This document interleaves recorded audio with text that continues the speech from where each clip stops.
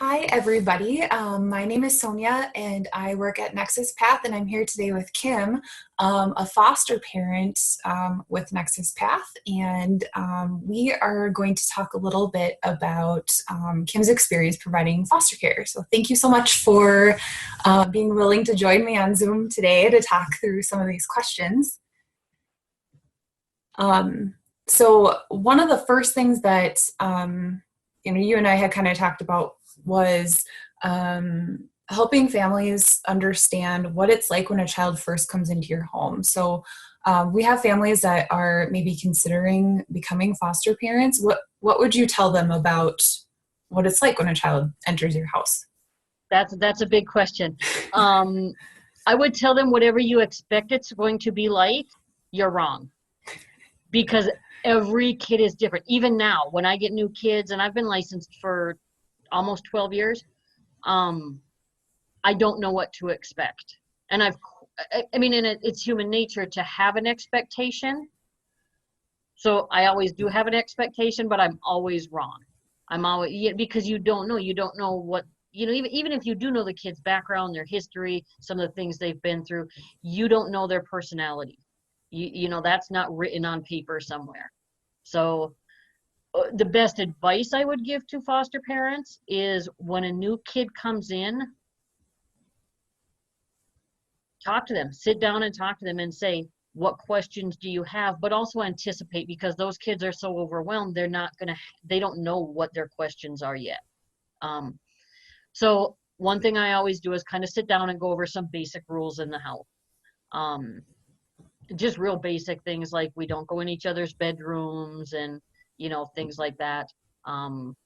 Depending on the age of the kids, especially teenagers, I have to tell them, if you didn't shower yesterday, you need to shower today. Because otherwise it's like, when's the last time you showered? I don't know. If you don't remember, it's time. So, and I don't overwhelm them with a million rules, but just some real basic things. Reiterating safety. So one of the rules is everybody in this house is safe. That means nobody's going to hurt you.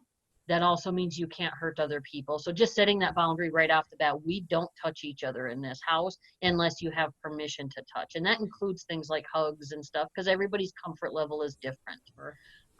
But then at bedtime, I sit down and the biggest thing I would say is let them talk about mom or dad or where they've been in the past or whatever it is. Because I find that if you don't open that door, kids are going to feel ashamed of that part of their life, or feel ashamed about what happened with mom or dad, or things like that. And they might feel very conflicted as they start to have feelings for you, or as they start to feel connected to your family, they may feel like they're betraying biological family. Mm-hmm. So opening up that window or that door right away for that conversation, and I'll say things like, tell me what you love about your mom. She sounds like a great person.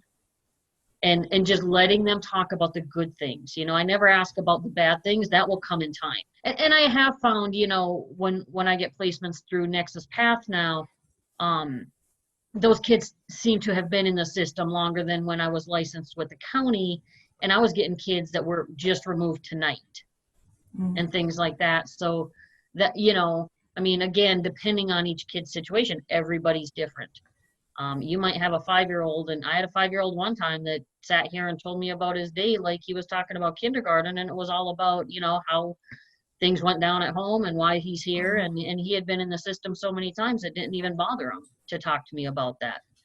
So, like I said, whatever you're expecting, it's probably not what's going to happen, but be flexible. Let those kids lead that conversation, but be there to guide it. The other thing I always do is ask them things like, what kind of food do you like? A lot of times I'll go grocery shopping the first day or two they're here, and I'll take them along and say, what do you like for snacks? What's your favorite dinner?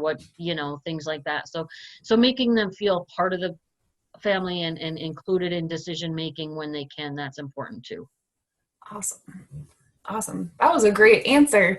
I think, when kids first come into a PATH home, it is pretty different than coming into a county home, because Right. you typically have a little more of that planning time. Your worker has helped you kind of through in making the decision of what child is a good fit for your home, and what skills do you bring to the table to help the kids that are being considered for your home. So Right. it's a little more planful. And the nice part is by this time, people tend to know that child a little bit better, so they can give you some of those pointers. Um, Right. but for sure, what you expect and what actually happens is not It's always the different. same. Right? It's different.